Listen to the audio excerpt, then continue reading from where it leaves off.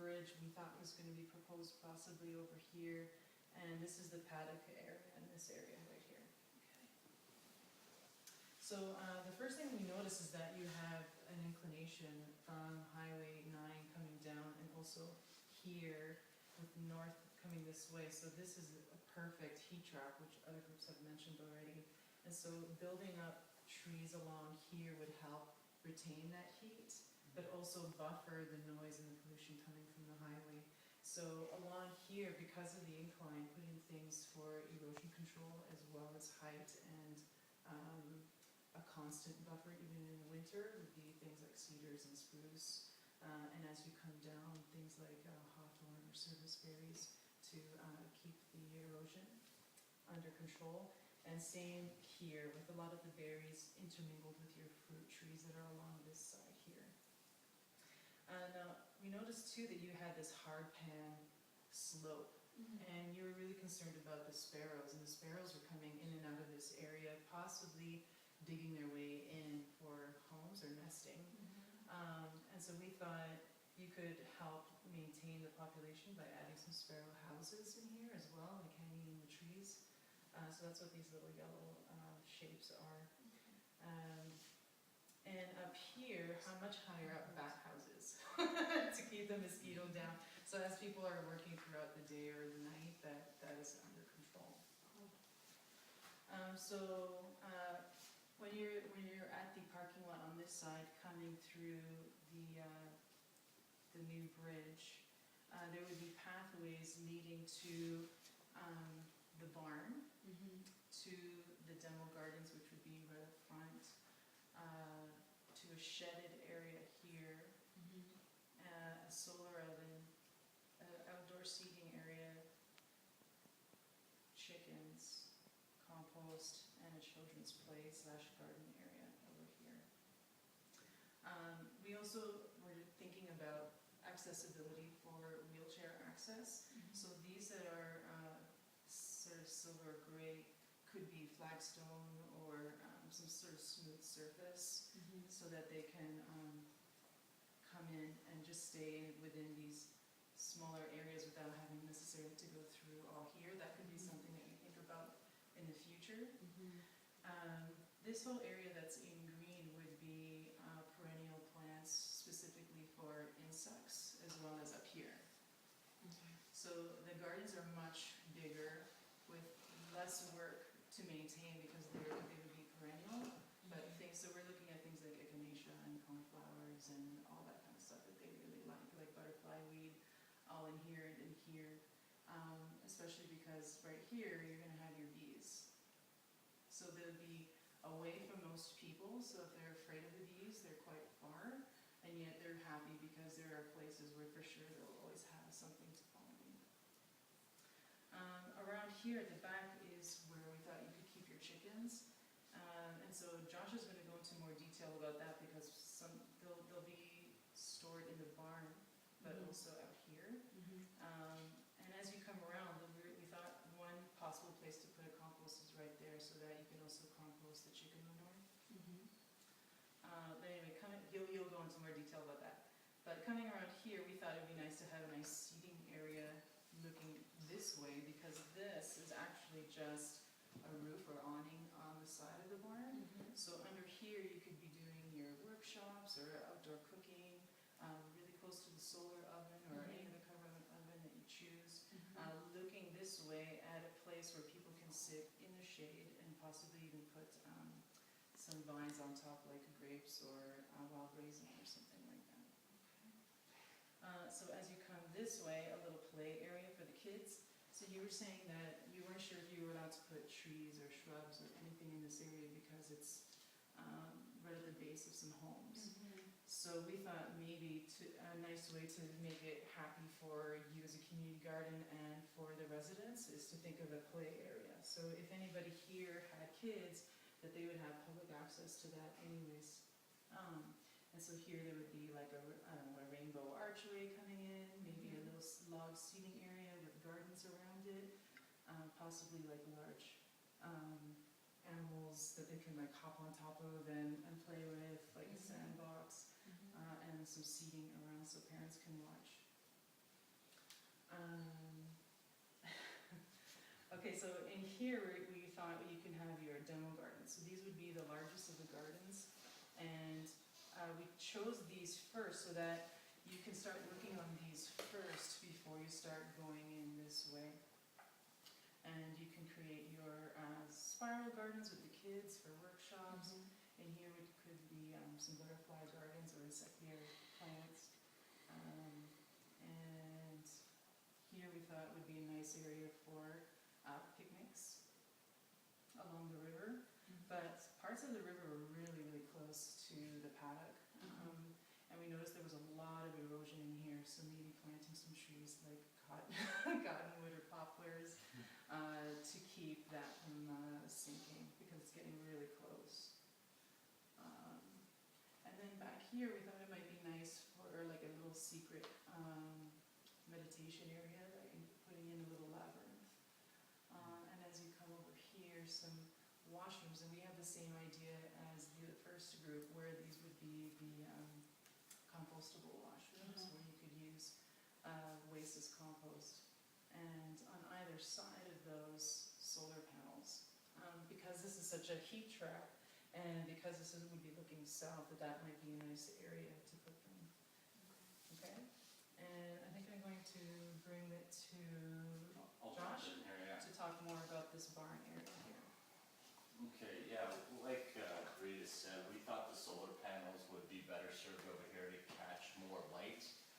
That might create some problems. Who knows if you guys are even going to be able to put solar panels there, but that's just one idea. We would feed them back up to the upper part of the barn. The upper part of the barn is in great condition. It seems that you have good structure there. We were trying to find some use for the upper part of the barn, so that's right here. So we would maybe store some batteries up there, and you could you'd have to kind of audit your electrical needs to find out how many you need, but then you'd need a couple other aspects like a current controller, I believe, and there's something else you need in there. Anyways, we thought that'd be a good idea. Upstairs, we tossed around the idea of possibly putting that downstairs in case you wanted to do some workshops around the solar system, because the upstairs wouldn't be wheelchair accessible. They'd be kind of hidden up there. I don't know how people would get up there. A simple ladder would work, but I think maybe putting stairs or anything up there would be a little overkill. So if you wanted to put them down on the main level, you could certainly do that. The other thing we thought would be a good use of the upper level is water storage. Like I said, the upper level the structure seems pretty solid. If you got some water storage bins that were spread out over the floor and disperse the weight pretty well, I think they'd do well up there. You'd be using the gravity to pump the water down to the gardens instead of using pumps. Yeah, so that's the upper part. We decided to put our awning or canopy or whatever. We had a permanent structure in mind on this side of the building right here, so the highway is this way. A lot of different uses for that. We thought like an outdoor kitchen would be nice here, so you could do some workshops around canning or food preparation. She mentioned the solar oven. We could put a solar dryer in there. I think Brenda mentioned having an apple press, which is a great idea. Kids love that. A few tables in there perhaps. We had the compost back here, and you got a lot of cedar that was around the paddock that could be reused for fencing. I think you'd probably want to have a fence that goes around this side of the garden, so you could attach some water spigots too, so people could attach hoses to hose their individual gardens. And then we decided to go along with a chicken coop idea. So we thought that could go right in the back of the barn. You could separate it with a wall and maybe put a nice window. If you were doing any food prep or anything in there, it would be good to have the chickens kind of contained. So maybe just a window, and then you could access the chicken coop from the back here. We put some lavender trees across here to maybe have a smell buffer between the compost and the chickens. So the coop would be inside. This is where they would eat and where they would nest during the evening, and then you could let them out. We had kind of a rotating yard for them, so you could fence off 4 different sections, and you could put the chickens section and move them around every couple of weeks or maybe every month to keep the grass good for them, a good area for them to pack, dig, scratch, etc. We thought maybe a washroom would be good in there. I know you have a lot of limitations as far as structures and washrooms go, but it's just we had a hard time envisioning this area without washrooms or tool sheds, etc. So good luck with that. I hope you guys can get something in there. And then just another maybe kitchenette in there, possibly even a bit of a cold room to temporarily store some of your harvest. We also would put obviously you would need some gutters along the roof to collect this water, and then you could do some gutters along the awning and collect water at the back here. You need a little bit of water with your compost, so that would be nice back there. And then we would put another big water tank just in the main part of the barn that you could filter to make it so you could use it for food prep or drinking, as opposed to the water which would be stored up here just for the garden beds, etc. Yeah, so the water would have to flow from here down. Either you could put it underground, or maybe probably underground would be the best way, up to the fence and along the fence here. We did suggest some tool sheds back here. I know that's a sticky point too, but it would be, for flow's sake, it'd be really difficult if you were dealing with your garden beds back here and you had to go all the way back to the barn to get tools. And same thing with the washrooms. We thought it would be hard if you were working back here to go all the way back to the barn, or even across the street to go to the washroom. And the washrooms and the sheds we would always also use for water catchment, so you have more water available at the back of the bed, as well as at the front of the barn. And I think I covered just about everything there. I'll turn it over to Leila, who's going to go discuss in more detail the large garden bed. Sorry. Do you want me to hold that? No, I didn't even do that. I just realized that this is north, so I thought it's probably better to do north. Okay, so this would be this area that your gardens will go.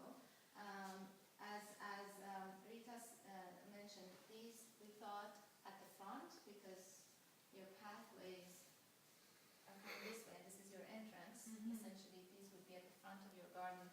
It would be a good place to put your demo gardens in. And we thought some herb spirals to work out some workshops with the kids would be nice. And then these are keyhole gardens. I don't know if you're familiar with the concept. You probably are very much. It's a very good shape to make sure that you use the most of your land for gardening, and you don't lose a lot to pathways. So we thought that a shape like this, which from above would look nice as well, would be nice. And then this one, this has keyhole gardens from here, that your pathway here would give access to them, and then these ones have access from around. So this garden, for example, comes from here, and then you go in there, and then there's a circle area that you have access to all of your garden around it, and then you don't have to step on the soil.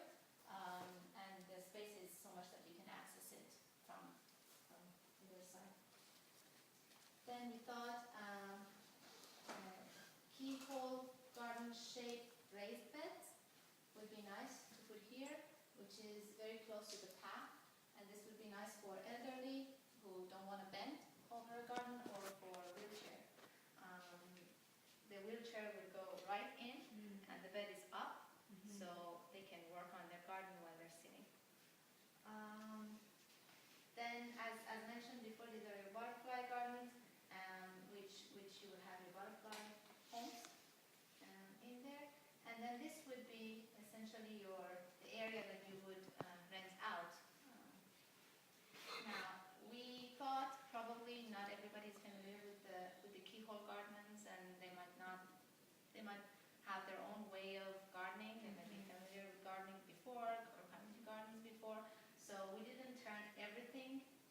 keyhole gardens. So we left some spaces for people who are traditionally more familiar with traditional gardening and don't want to do this. But since these keyhole gardens are very effective in terms of usage of space, we thought it's a good idea to put some rows in.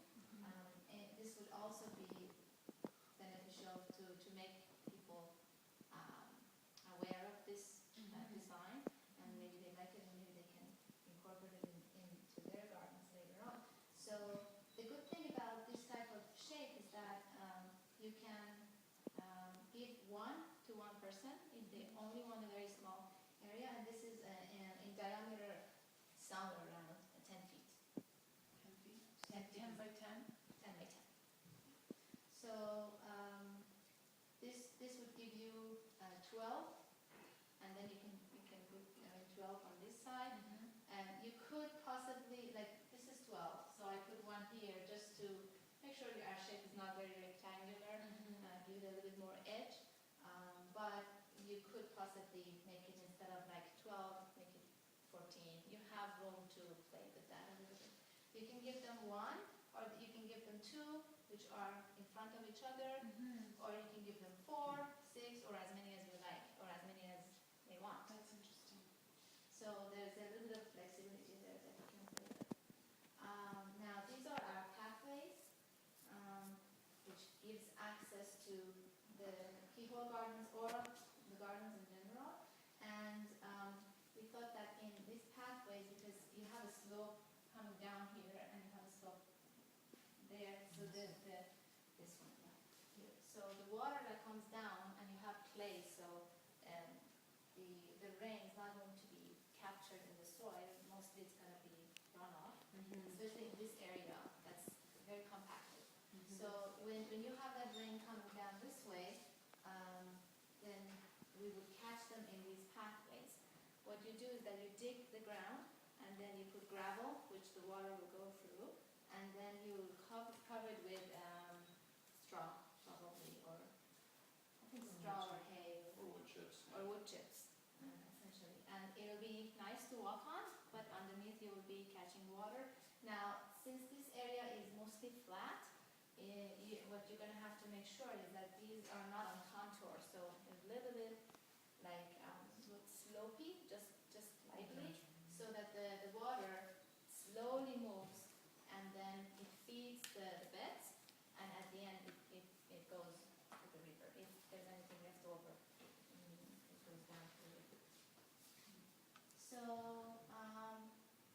and we were thinking that in the middle here you could have little signs that has numbering.